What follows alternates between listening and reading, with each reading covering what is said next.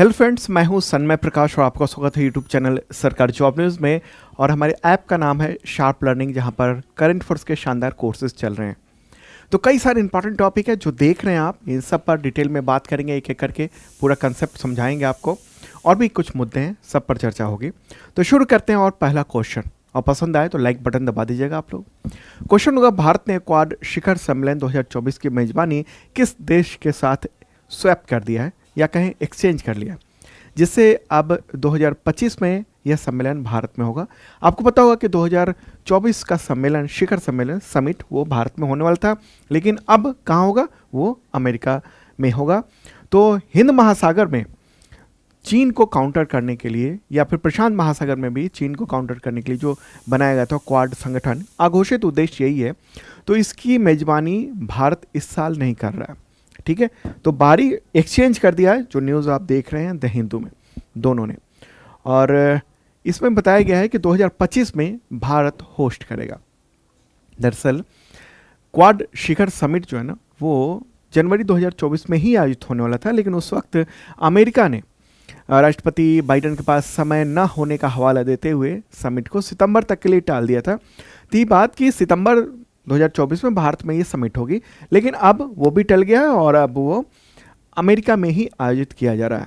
तो क्वाड जो है ना, वो 4 देशों का एक संगठन है, एक डायलॉग है, डायलॉग पार्टनर है। 4 देश कौन कौन है? भारत है, जापान, ऑस्ट्रेलिया, और ये अमेरिका, ठीक है। भारत, जापान, अमेरिका और ऑस्ट्रेलिया, ये है 4 देश इसमें शामिल हैं। गठन तो वैसे 2007 में हुआ था, 2007 में, लेकिन 2017 के बाद से ये फिर से एक्टिव हुआ था। इसके बारे में थोड़ा डिटेल देते हैं कि किस जगह पर ये आयोजन किया जा रहा है। क्वेश्चन होगा यहाँ पर, क्वाड शिखर सम्मेलन 2024 किस अमेरिकी राज्य में आयोजित होगा? आंसर का इसका आंसर है डेलावेयर, ठीक है, डेलावेयर। तो इस ऑप्शन से ही आपको समझ लेना है कि बाकी सब सिटी हैं, ये एक राज्य है। ओके, डेलावेयर नाम है इसका। और ये न्यूज़ देख रहे हैं, India and US agree to swap turn, मतलब स्वैप कर लिया है, अदला बदली कर ली। Biden to host Quad summit at his home state, मतलब गृह जो राज्य है वहाँ पर ये आयोजन इस बार होने वाला है। अब सवाल होगा कि ये कब क्वाड समिट होगी? देखिए, ये सितंबर इसी महीने होगी, और prime minister Narendra Modi America जा रहे हैं, और उसी दौरान ये आयोजन होगा बाइडेन के गृह राज्य डेलावेयर में। ओके, और इसमें प्राइम मिनिस्टर नरेंद्र मोदी शामिल होंगे, ऑस्ट्रेलिया के prime minister Anthony Albanese, Japan के प्राइम मिनिस्टर फूमियो किशिदा, और बाइडेन अमेरिका के जो राष्ट्रपति हैं वो शामिल होंगे, ठीक है। तो ये जो पूरा समिट है वो आप पूछेंगे कि आप ये अमेरिका में कहाँ पर है? ये डेलावेयर जो स्टेट है वो लगभग इस जगह पर स्थित है। एक यहाँ से एक नदी बहती है और ये ऐसे बना हुआ है ये, ठीक है। ये जो है ना, यहाँ पर ये हल्का रेड देख रहे हैं आप, तो यहीं पर ये डेलावेयर है। ओके, बाइडेन यानी अमेरिका के जो राष्ट्रपति हैं जो बाइडेन, उनका ये गृह राज्य है, ठीक है। तो क्वाड की बैठक अमेरिका में होने से बाइडेन को राष्ट्रपति के तौर पर अपना आखिरी समिट होस्ट करने का मौका मिलेगा, और इससे तय है कि साल के अंत में जो होने वाला अमेरिका चुनाव है, अमेरिकी राष्ट्रपति चुनाव, तो उसमें जो भी उम्मीदवार जीतेगा वो क्वाड के सम्मेलन के लिए 2025 में भारत आएगा। यानी 2025 में या तो कमला हैरिस या ट्रंप, उनमें से कोई एक भारत की यात्रा करेगा। ये तो तय हो गया है अभी ही, ठीक है। ये तो कमला हैरिस या फिर ट्रंप, 2 हैं मुख्य तौर पर अमेरिका में अमेरिकी जो राष्ट्रपति चुनाव है उसके उम्मीदवार, ठीक है। तो ये भी आपको ध्यान में रखना है जो मैं बता रहा हूँ ना, कमला हैरिस और ट्रंप के बारे में। डोनाल्ड ट्रंप जो पूर्व राष्ट्रपति हैं, और कमला हैरिस जो कि अमेरिका की उपराष्ट्रपति हैं, और भारतीय मूल की भी हैं वो, ठीक है, कमला हैरिस। तो ये भी सवाल हो सकता है कि कौन उम्मीदवार हैं अमेरिकी चुनाव के, ठीक है। तो ये एक खास इंपॉर्टेंट बात रही। और एक और बात बताऊं आपको कि जापान के जो प्राइम मिनिस्टर हैं फूमियो किशिदा, ये इनके लिए आखिरी क्वाड समिट होगी 2024 की, क्योंकि वो अगले साल चुनाव में उम्मीदवारी नहीं पेश करेंगे, उन्होंने ये कह दिया है, ठीक है। और जो बाइडेन जो है ना, वो इस बार चुनाव लड़ नहीं रहे हैं, तो ये भी राष्ट्रपति नहीं रहेंगे अगले साल। तो इन दोनों के लिए ये आखिरी समिट है। हाँ, नेता बदल जाएंगे, प्राइम मिनिस्टर और प्रेसिडेंट बदल जाएंगे, तो वो लोग यहाँ पर आएंगे अगले साल 2024 में। देखिए, भारत जो है ना, ये चाहता था कि न्यूयॉर्क में क्वाड हो, लेकिन अमेरिका नहीं माना था। द हिंदू की जो रिपोर्ट है उसके मुताबिक भारत जो है वो उसने कहा था कि न्यूयॉर्क में ही होस्ट कर लिया जाए। दरअसल 21 सितंबर को ये समिट होने वाली है, 21 सितंबर को, और उस दिन है शनिवार। और अमेरिकी राष्ट्रपति वीकेंड पर डेलावेयर में ही अपने घर और बीच पर जाते हैं। बीच मतलब समुद्री किनारे पर जाते हैं, उनका घर वहीं पर है डेलावेयर में। तो इसके चलते अमेरिका ने डेलावेयर में ही समिट होस्ट करने का फैसला लिया है। दबाव डाला, फिर मान गए, ठीक है, ओके। तो क्वाड क्या है? क्वाड का गठन जो मैंने पहले बताया था 2007 में हुआ था। 4 देश शामिल हैं, India, Japan, America, Australia. Quad का मतलब क्या होता है? यानी क्वाड्रिलेटरल सिक्योरिटी डायलॉग, ठीक है, क्वाड्रिलेटरल सिक्योरिटी डायलॉग। अब क्वाड्रिलेटरल क्या कहेंगे? हिंदी में इसको कहेंगे चतुर्भुज। अब चतुर्भुज क्यों कह रहे हैं? देखिए, क्या है कि ये 4 देश हैं, इस तरह से चतुर्भुज बनता है। जैसे 2 देश जो होते हैं ना, द्विपक्षीय कहा जाता है, ठीक है। 2 देशों के बीच अगर कोई एग्रीमेंट हो रहा है या कोई गठबंधन हो रहा है, तो उसको बाइलेटरल कहते हैं अंग्रेजी में, और हिंदी में द्विपक्षीय कहते हैं। इससे से 3 देश अगर हैं तो ट्राइलेटरल होता है, यानी त्रिपक्षीय होता है। अब चूंकि 4 देश हैं तो ये क्वाड्रिलेटरल है, यानी चतुर्भुज हो गया, ओके। तो इस तरह से चतुर्भुज बनता है। और ख़ास तौर पे ये जो ये क्वाड है वो बनाया गया था इस जगह जो चीन की जो दादागिरी चल रही है ना, ये वाला जो हिस्सा है साउथ चाइना सी, ये इस जगह पर जो चीन की जो दादागिरी रहती है, तो अमेरिका का इनिशिएटिव था यहाँ पर कि इस जगह पर खासतौर पे हिंद महासागर और ये प्रशांत महासागर के क्षेत्र में यहाँ पर उसकी चीन की दादागिरी को काउंटर किया जाए। ये लड़ाई ना की जाए, लेकिन दूसरे देशों को दखलंदाजी के, चीन के दखलंदाजी से बचाना, ठीक है। क्योंकि कई सारे यहाँ भी देश हैं इस तरह के आसियान के जो कि बहुत परेशान हैं चीन से। आगे बढ़ते हैं और अगला क्वेश्चन लेते हैं। और पसंद आ रहा हो लाइक बटन दबा दीजिए। और हाँ, इसका PDF अवेलेबल है, इस वीडियो के डिस्क्रिप्शन में मैंने दे दिया है, या फिर आप शार्प लर्निंग जो ऐप है वहाँ से डाउनलोड कर सकते हैं। वहाँ पर मेंबरशिप प्लान भी है, 1 साल का करंट अफेयर्स के लिए आप देख सकते हैं। चलिए आगे बढ़ते हैं और अगला क्वेश्चन लेते हैं। भारत फ्रांस द्विपक्षीय नौसैनिक अभ्यास का नाम बताएं जिसका 22वां संस्करण भूमध्य सागर में आयोजित किया गया। अभी हाल ही में सितंबर में ये आयोजित किया गया है। क्या है आंसर का? वरुण। क्या होगा? वरुण। यह अभ्यास सितंबर के पहले सप्ताह में आयोजित किया गया। INS तबर ने इसमें हिस्सा लिया है। दोनों देशों की नौसेनाओं के बीच में ये द्विपक्षीय, यानी 2 देश है इसलिए द्विपक्षीय यानी बायलेटरल, ये नेवल एक्सरसाइज ये आयोजित किया गया है। और ये जो बायलेटरल नेवल एक्सरसाइज है वरुण, ये कब से आयोजित हो रहा है? 1993 से आयोजित हो रहा है, 1993 से आयोजित हो रहा है। और भारत की ओर से नौसेना का एक P-8I विमान भी वहाँ पर पहुँचा था, ठीक है। वरुण अभ्यास में भाग लेने के लिए फ्रांस पहुँचा था, ओके। P-8I पहली बार यूरोप में तैनात होकर इसका अभ्यास भारत ने किया। मतलब P-8I तो वहाँ भी इस्तेमाल होता है, लेकिन भारतीय नौसेना का पहली बार वहाँ पर ये विमान भेजा गया था जो खुफिया चीज़ों को डिटेक्ट करता है, ओके। तो भारत फ्रांस के बीच में ना 3 द्विवार्षिक प्रशिक्षण अभ्यास है। कौन कौन से हैं? वायुसेना के साथ गरुड़ होता है, नौसेना के साथ वरुण अभ्यास होता है, और भारतीय सेना यानी जो मिलिट्री है, थल सेना है, उसके साथ शक्ति अभ्यास होता है, ठीक है। तो ये तीनों आपको याद रखना है। एग्जामिनेशन में अक्सर आते हैं कि भारत फ्रांस के बीच में जो एक्सरसाइज होते हैं वो कौन कौन से हैं। पूछा जा सकता है कि वायुसेना के साथ कौन सा होता है, नौसेना के साथ कौन सा होता है, या फिर थल सेना के साथ या आर्मी के साथ कौन सा होता है, ओके। नेक्स्ट क्वेश्चन लेते हैं। अगला क्वेश्चन, US ओपन 2024 का पुरुष एकल खिताब किस टेनिस खिलाड़ी ने जीता है? आंसर होगा जैनिक सिनर। क्या नाम है? Jannik Sinner. दुनिया के नंबर 1 टेनिस खिलाड़ी हैं जैनिक सिनर। US ओपन का मेंस सिंगल्स टाइटल जीत लिया उन्होंने अमेरिका के किसको हराया? टेलर फ्रिट्ज को हराया, ठीक है, टेलर फ्रिट्ज को हराया। और ये देखिए, ये फोटोग्राफ इनका, ओके, जैनिक सिनर का। शानदार इन्होंने ये जीत हासिल की है। यूएस ओपन जीतने वाले इटली के पहले पुरुष टेनिस प्लेयर बन गए, पहले पुरुष टेनिस खिलाड़ी बन गए। तो अब देख लेते हैं कि 2023 और 24 में ग्रैंड स्लैम विजेता कौन कौन रहे हैं। पुरुष एकल की बात करें, मेन सिंगल्स की, तो सबसे पहले पता तो होगा ही आपको, ग्रैंड स्लैम 4 तरीके के होते हैं, US open, Wimbledon, French open और ऑस्ट्रेलियन ओपन। इससे रिलेटेड क्वेश्चन आते हैं एग्जामिनेशन में, ठीक है, तो कि इनमें से कौन सा ग्रैंड स्लैम है, तो ये ध्यान में रखना है। तो यूएस ओपन के विजेता हैं जेनिक सिनर, जो मैंने क्वेश्चन में भी बताया आपको। विंबलडन के विजेता हैं कार्लोस अल्कराज, फ्रेंच ओपन के कार्लोस अल्कराज और ऑस्ट्रेलियन ओपन के जेनिक सिनर, ठीक है। पुरुष एकल की बात कर रहे हैं, द्वितीय ये सब हैं, और 2023 का ये पूरी लिस्ट है। एग्जामिनेशन में इससे रिलेटेड क्वेश्चन आते हैं। चलिए अब आगे बढ़ते हैं, अगला क्वेश्चन आते हैं। प्रख्यात फिल्म विद्वान अरुणा वासुदेव का निधन हो गया 5 सितंबर 2024 को, तो उन्हें किस उपनाम से जाना जाता था?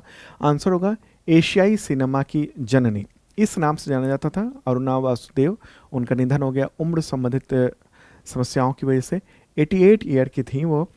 उनका जन्म हुआ था भारत में ही 1936 में। हालांकि एजुकेशन अमेरिका में हुई थी, फिर पेरिस में हुई थी, सिनेमा, फोटोग्राफी, इन सब क्षेत्रों में, ठीक है। द हिंदू ने ये नाम लिखा इनका। ये अगला क्वेश्चन, भारत और किस देश की नौसेना ने सितंबर 2024 में पनडुब्बी यानी सबमरीन चालक दल की सुरक्षा बढ़ाने के लिए एक समझौते पर सिग्नेचर की है? आंसर का दक्षिण अफ्रीका, ठीक है। और ये न्यूज़ देख रहे हैं, इंडिया और साउथ अफ्रीका ने ये एग्रीमेंट साइन किया है। दोनों देशों की नौसेनाओं ने ये साइन किया एग्रीमेंट। उद्देश्य यही है कि जो पनडुब्बी है उसकी दुर्घटना के समय सुरक्षा मिल सके दक्षिण अफ्रीका के जो पनडुब्बियाँ हैं उनको, और ज़रूरत पड़ने पर इस समझौते के तहत डीप सबमर्सेज रेस्क्यू व्हीकल यानी DSRV, एक बार फोटोग्राफ दिखा देना चाहता हूँ, ये DSRV है ये, इसका इस्तेमाल वो कर सके, वहाँ मदद की जा सके। तो इसके लिए के समझौते हुए दोनों देशों के बीच में। दोनों देशों के नौसेनाओं के प्रमुख ने ये साइन किया है। और नौसेना के प्रमुख का नाम क्या है भारत के? तो है एडमिरल दिनेश कुमार त्रिपाठी। और दक्षिण अफ्रीका के नौसेना प्रमुख हैं वाइस एडमिरल मोंडे लोबेस। समझौता को क्या इससे समझे, क्या है ये? देखिए, मामला ये है कि सितंबर 2023 में, यानी पिछले साल की बात है, केपटाउन के तट पर एक हादसा हुआ था और दक्षिण अफ्रीका नौसेना के 3 कर्मियों की मौत हो गई थी। सबमरीन एक था, उसका नाम था SAS मंथातिसी। तो उसमें ये दुर्घटना हो गई थी। तो लोगों को बचाने और इस दुर्घटना से बचाव करने के लिए ये ज़रूरी था कि उसके पास कुछ ऐसे चीज़ें हों। तो भारत जो है वो मदद कर रहा है। भारत के पास कितने DSRV हैं, यानी इस तरह के जो डीप सबमर्सेज रेस्क्यू व्हीकल है, तो ऐसे भारत के पास 2 हैं और इसका इस्तेमाल भारत करता है और अब अपने दोस्त दक्षिण अफ्रीका के लिए भी करेगा। एक बार चलते हैं दक्षिण अफ्रीका की ओर, देखते हैं। ये तो रहा अपना प्यारा भारत, और अब चलते हैं अफ्रीका महादेश की ओर। विशालकाय ये अफ्रीका है और इसी में दक्षिण की ओर, सबसे दक्षिण में हम लोग देख रहे हैं, ये है दक्षिण अफ्रीका। इसकी राजधानी 3 है, प्रीटोरिया, केपटाउन और ब्लूमफोंटेन। यहाँ की मुद्रा है दक्षिण अफ्रीकी रैंड। राष्ट्रपति है सिरिल रामफोसा। आबादी लगभग 6 करोड़ के आसपास है। और पड़ोसी देशों की बात करेंगे तो इधर है नामीबिया, ये बोत्सवाना है, जिम्बाब्वे हो गया, इधर मोजाम्बिक हो गया, एस्वातिनी हो गया, और ये लेसोतो है। लेसोतो चारों तरफ से दक्षिण अफ्रीका से ही घिरा हुआ है, ठीक है। तो ये है दक्षिण अफ्रीका, साउथ अफ्रीका। अब आगे बढ़ते हैं और अगला क्वेश्चन लेते हैं। अकेले इंग्लिश चैनल तैर कर पार करने वाले सबसे उम्रदराज भारतीय कौन बन गए हैं? सबसे ओल्डेस्ट पर्सन। आंसर का सिद्धार्थ अग्रवाल। क्या नाम है? सिद्धार्थ अग्रवाल। और न्यूज़ देख रहे हैं आप। सिद्धार्थ अग्रवाल ने ये शानदार काम किया है। उनका फोटोग्राफ दिखाते हैं, उससे पहले ये देख लेते हैं इंग्लिश चैनल है क्या। बार बार जिक्र होता है, सवाल आपके मन में भी होता होगा। ये रहा प्यारा भारत, और चलते हैं यूरोप की ओर और यूनाइटेड किंगडम की ओर, यूरोप में ही, ठीक है। तो ये रेड कलर में जो देख रहे हैं आप, वो है यूनाइटेड किंगडम, ओके। और इधर है ये वाला जो हिस्सा देख रहे हैं आप, ये है फ्रांस, बाकी पूरा यूरोप है। तो यहाँ पर फ्रांस और यूनाइटेड किंगडम के बीच में जो समुद्र क्षेत्र है ना, यहाँ से यहाँ, इसको कहते हैं इंग्लिश चैनल। इंग्लिश चैनल, ठीक है। एक जल मार्ग है और यहाँ से यहाँ पार किया है सिद्धार्थ अग्रवाल ने। ठीक है, अभी हाल ही में पार किया है। और वो जो है वो उनकी उम्र है ना, अगर हम बात करेंगे उम्र, तो वो 49 ईयर है। मूलतः वो बेंगलुरु से हैं। 42 किलोमीटर के जलमार्ग को तैर कर पार किया और इसमें 15 घंटे और 6 मिनट का उनको वक्त लगा है। उनके पास मतलब शानदार ये अचीवमेंट उन्होंने प्राप्त किया है। और ये देख रहे हैं आप फोटोग्राफ। ओके, अच्छा, इससे पहले अगर बात करेंगे कि इंग्लिश चैनल पार करने वाले सबसे उम्रदराज भारतीय कौन थे, तो श्रीकांत विश्वनाथन। उन्होंने 2018 में ये उपलब्धि हासिल की थी, लेकिन अब सिद्धार्थ अग्रवाल ने ये रिकॉर्ड तोड़ दिया। एक और रिकॉर्ड की बात करें, अभी कुछ दिन पहले मैंने जिक्र किया था, और वो था कि इंग्लिश चैनल पार करने वाली दुनिया की सबसे कम उम्र की और सबसे तेज पैरा तैराक कौन है, तो वो जिया राय थी। 16 साल की थी, मुंबई की रहने वाली थी, और जुलाई में उन्होंने ये उपलब्धि हासिल की थी। आगे बढ़ते हैं और अगला क्वेश्चन लेते हैं। नेक्स्ट क्वेश्चन, राजस्थान सरकार ने राज्य पुलिस अधीनस्थ सेवा नियम 1989 में संशोधन करने का निर्णय लेकर पुलिस बल में महिलाओं के लिए कितने प्रतिशत आरक्षण को मंजूरी दी है? आंसर का 33%। कितना है? 33%। तो राजस्थान कैबिनेट ने 4 सितंबर को ये मंजूरी दी है। मुख्यमंत्री हैं वहाँ के भजन लाल शर्मा, तो उन्हीं की अध्यक्षता में ये फैसला लिया गया है। उद्देश्य ये कि पुलिस फोर्स में महिलाओं की भागीदारी बढ़े, रोजगार भी मिले और राज्य में जो महिला सशक्तिकरण है उसको बढ़ावा मिले।